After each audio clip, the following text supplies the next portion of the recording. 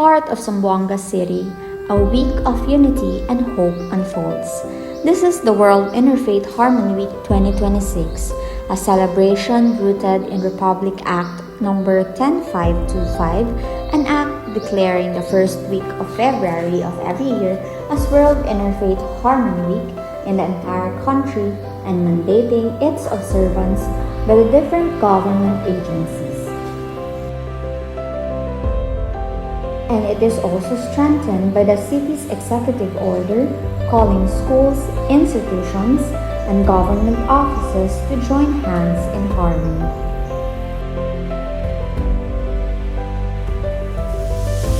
Partners from every corner of society, schools, hospitals, government and non-government organizations, religious institutions, and barangays answered the call.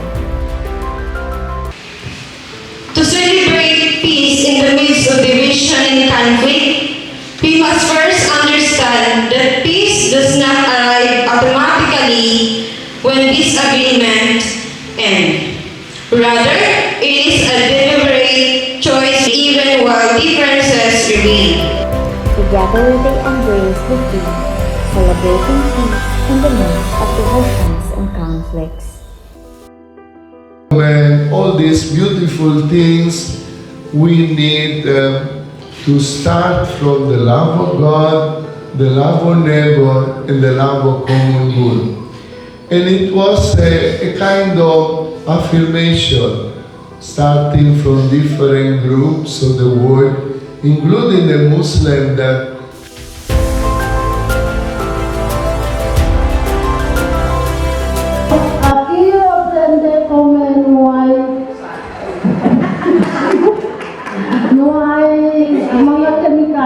hasta ara, cosa sila kumikalisin niya. Sa amin, pati doon sa adapted namin.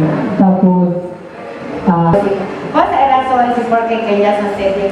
At that time, el barangay Mampang di Amon, Buluga yun, starting the 2009 up to 2010. Bulu el barangay Mampang, Arena Blanco Mampang, sila sa dos barangay taman patayan. because of this, we have been faithful and grateful. All the mayors from Mayor Lubrigat up to now. There is executive order even this year. Thank you, Mayor Olaso.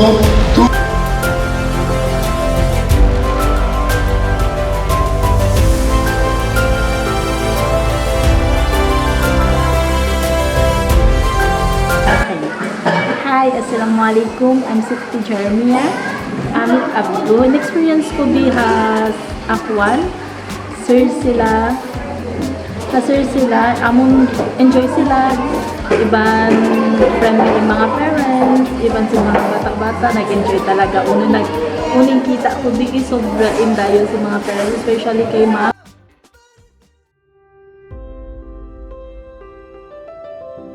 Here, faith is not a barrier, but a bridge.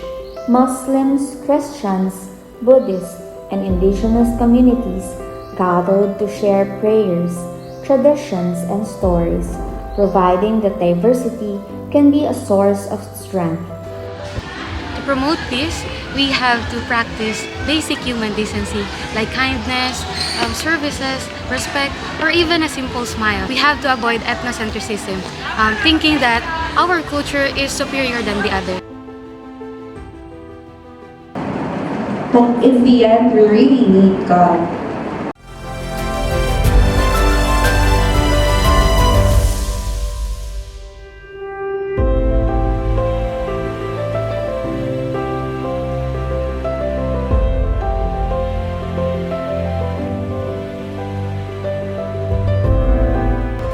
Beyond dialogue, the celebration reached the grassroots.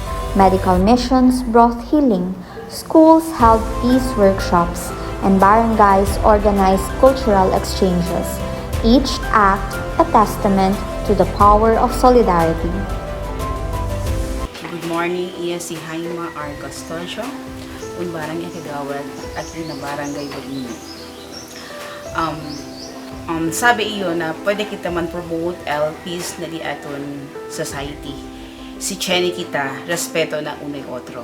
Whether kosa kita religion Chene, whether Muslim or Christians, basta tan believe iyo, tali el respeto di aton unay otro. Kasi si pag, when in terms na respect, amo il pinaka grande component na unhente para pwede kita man promote con ese. So, with that word na respect, we can promote peace in our society.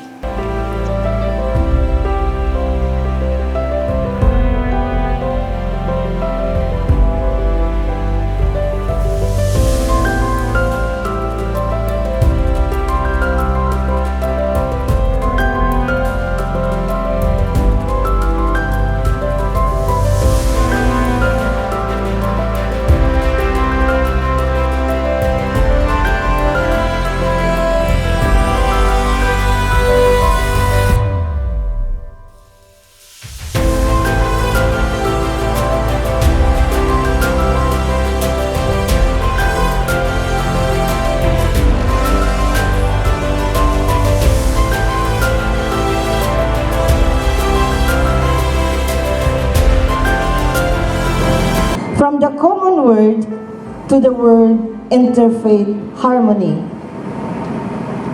On an international level, this open letter has been instrument. It says that let's not focus on what divides us, but rather on what unites us. So in embracing our beautiful diversity, we discover the bonds that unites us, and that is our love for God and our love for our neighbors.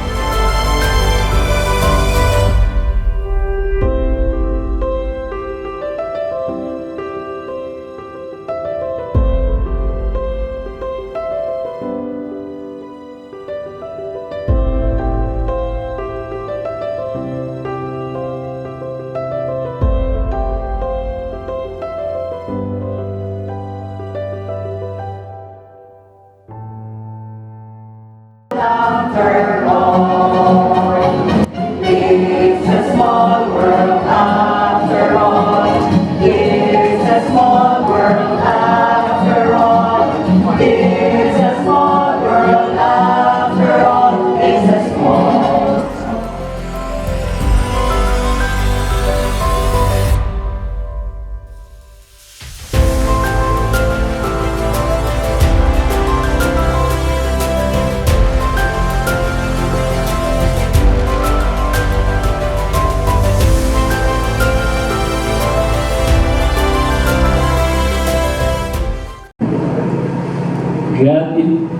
God is peace. God is love.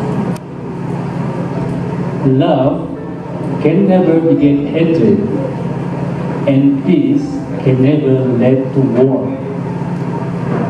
Bang translate ko mabahasa sinama, meaning na, in manusia magtuhan, tanda, in iya magkasih, maka-alasan.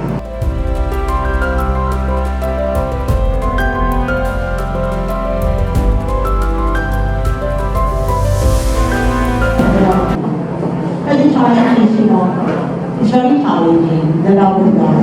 Because when we love God, we love others. Everything counts. We love yourself, we love others. You love the creation that God made. So everything will be order. And the challenge is, can everybody follow that love of God? Even among families, according to me, brothers and sisters, still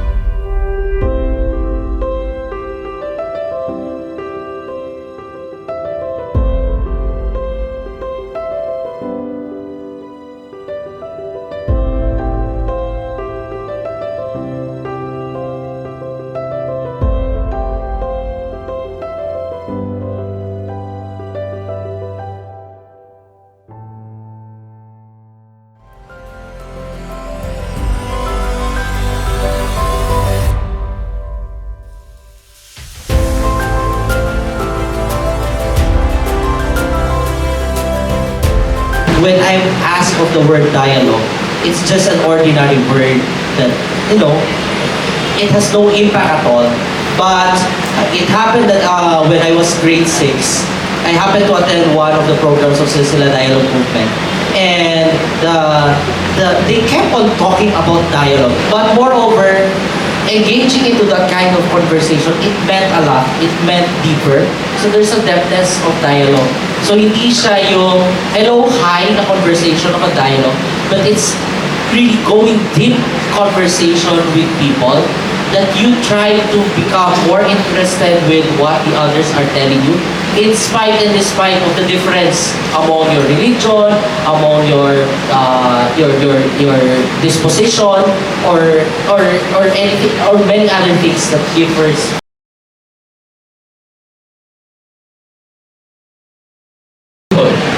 To listen to them with an open heart, because if you listen to them with an open heart, it allows you it allows them not to feel that they're being attacked.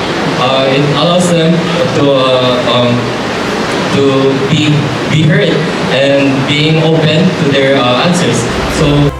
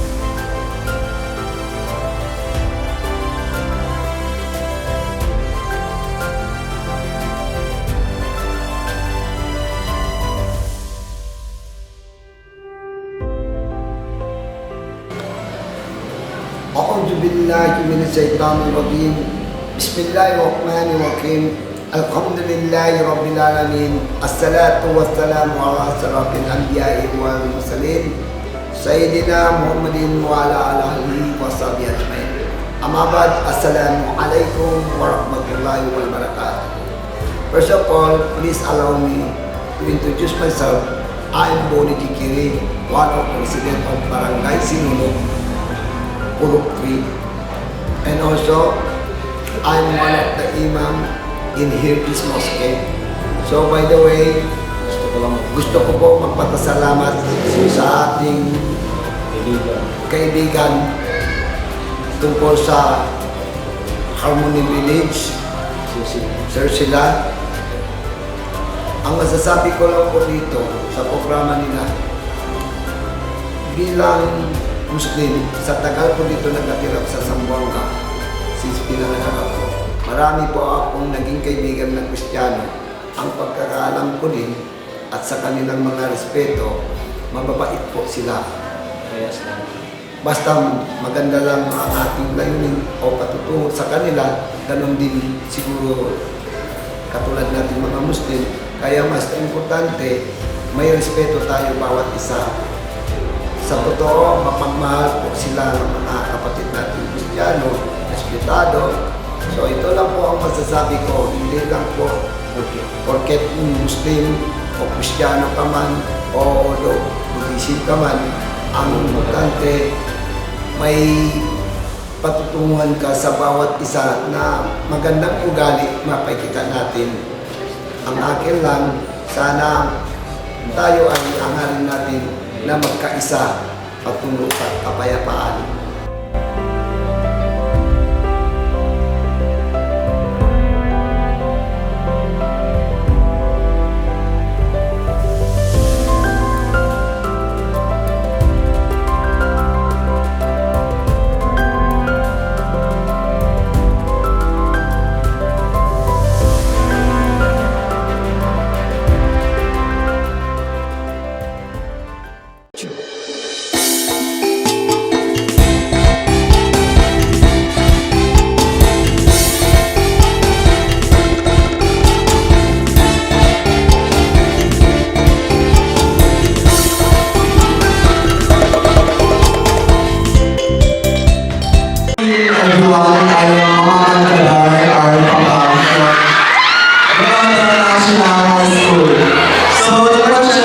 what do I think about the peace, celebrating peace in the midst of divisions and conflicts?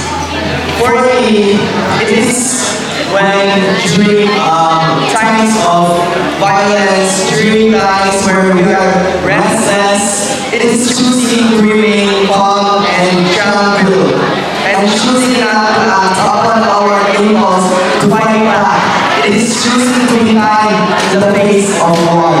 It is choosing to do the more mature thing, or rather the most mature thing to do, which is to build harmonious relationships.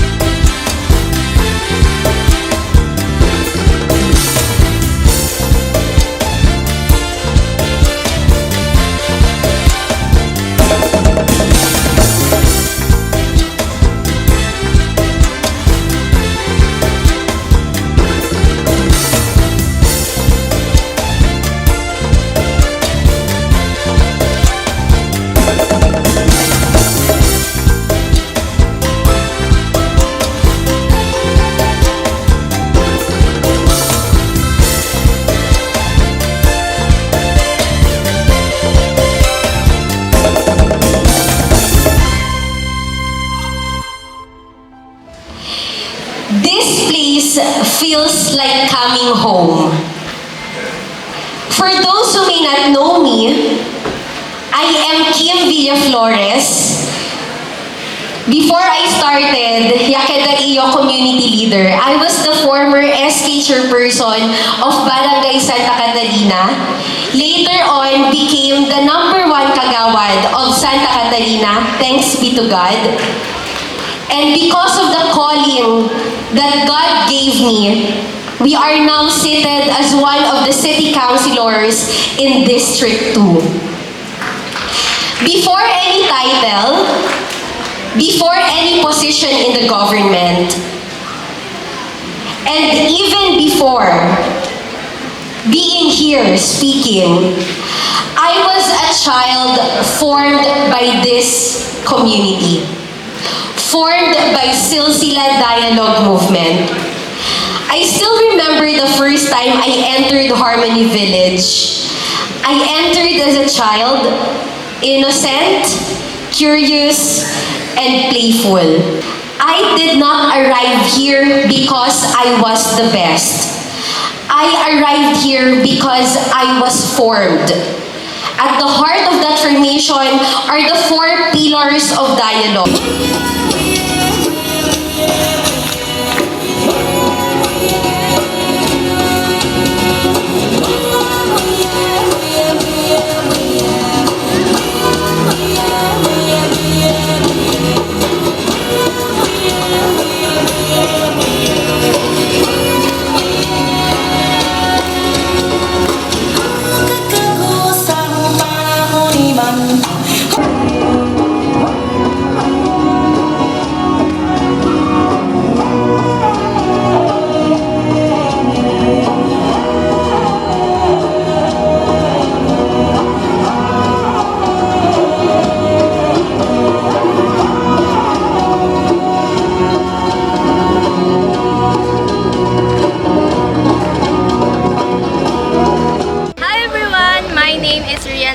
And I'm from Zamboanga National High School West.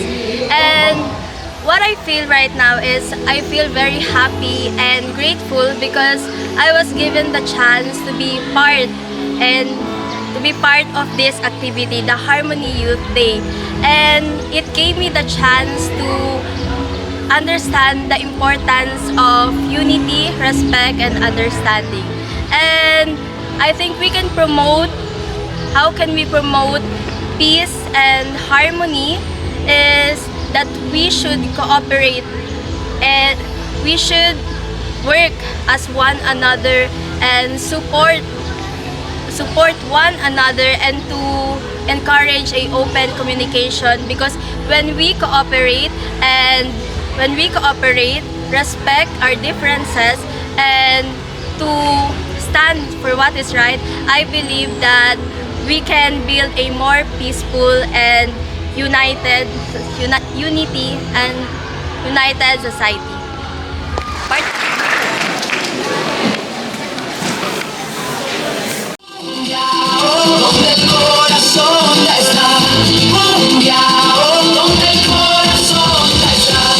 Bajo el mar de estrellas, la costa del montaño, deja que la hermosura de mundial y guía contigo.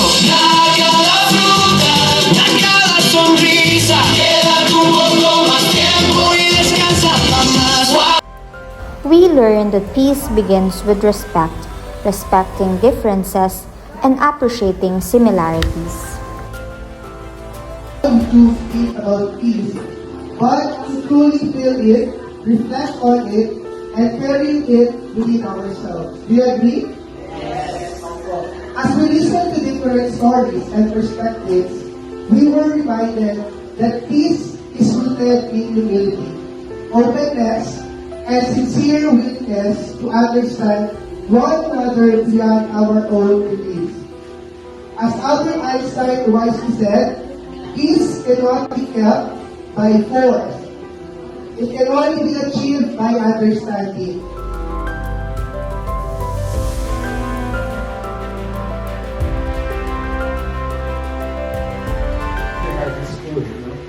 Pwede yung mga kabataan natin, mag-initiate din kayo ng mga activities na pwede natin gawin dito para we have more reasons to come back. No? And of course, reach out sa ating mga napaka-konting pwede maitulong sa ating community. Okay?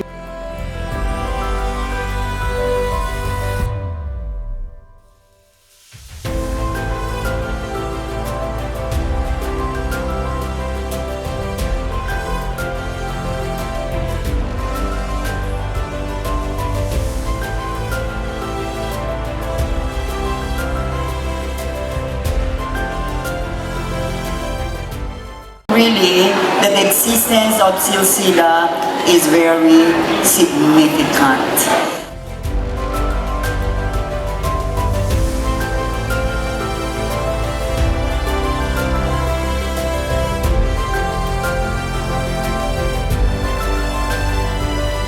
Uban di Mio, Kay maskin pakilaya, ta pwede kami as a activity, ayuda ng mga gente na nisisita ayuda di amon. Maskin lehos lugar, taanda kami. Maskin jutay man kami, ta pwede dale con ustedes, ayuda at least. Pwede si ustedes, liba na Diyos ustedes cuerpo or ayuda tamen para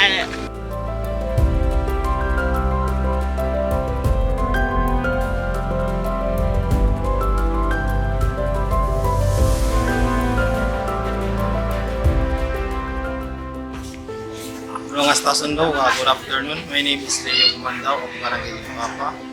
Subanon tribe, this barangay. So, thankful po kami napili yung aming barangay, especially ang aming community, ang aming tribo sa ganitong activity. So, pasalamat kami sa mga sponsor, sa mga tao na naging daan para maging successful ang pag-conduct ng activity. So, hindi ito yung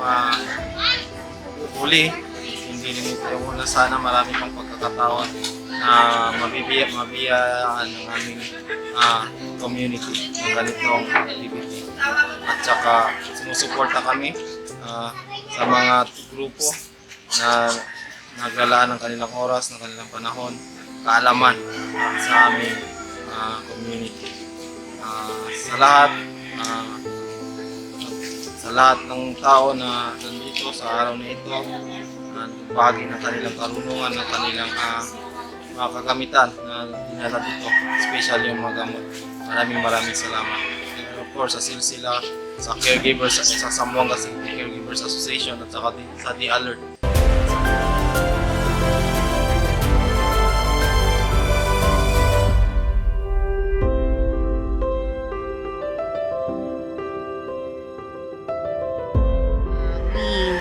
Conducted a health teaching on the hypertension and diarrhea.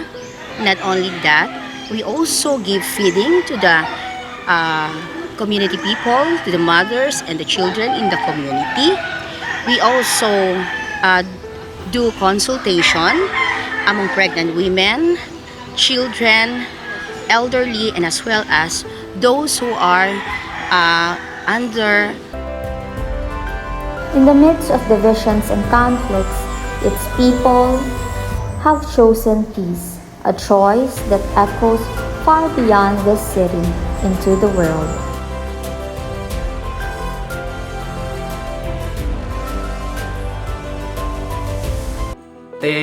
Assert tayo, hindi lang kita sita pirmi na medisina, pwede kita, tiyan kita mga herbal, aki na natin alrededor, pwede kita aseste, para pwede ka natin ayuda na kadekwal vida, di aton mga enfermedad pwede este kura, asik natin na buen amistad.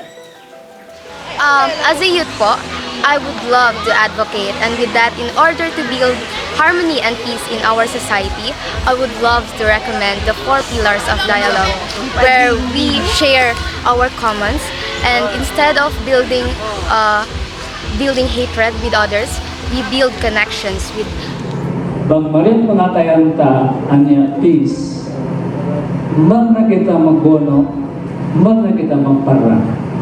So, again, I will repeat, he said that God is love, God is peace. Love can never be hated.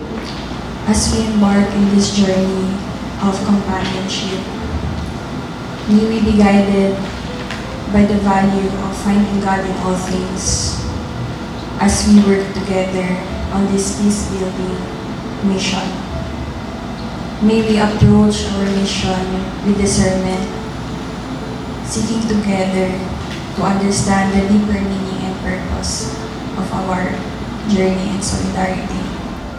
This is the World Interfaith Harmony Week 2026 in Zamboanga City, a celebration of peace, a promise of unity, and a vision for generations to come.